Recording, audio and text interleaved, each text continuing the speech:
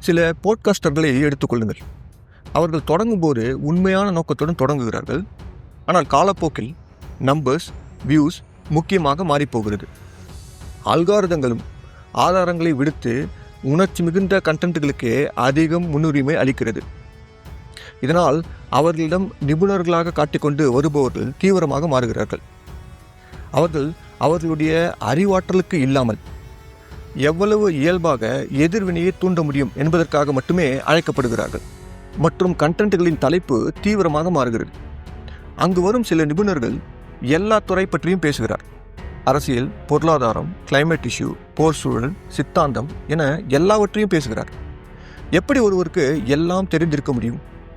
மேலும் அந்த நிபுணர் தனக்கு ஒத்த பல்வேறு நிகழ்ச்சிகளில் அதே விஷயங்களை மீண்டும் மீண்டும் பகிர்கிறார். இது ஒரு எக்கோ சாம்பர்ஸை உருவாக்குவதோடு மட்டுமல்லாமல் உண்மை என்ற போர்வையில் மீண்டும் மீண்டும் எதிரொலிக்கிறது. தொழில்நுட்பம் எது உண்மையானது, நம்பகமானது என்பதை கண்டறிய நமக்கு உதவினால் எப்படி இருக்கும்?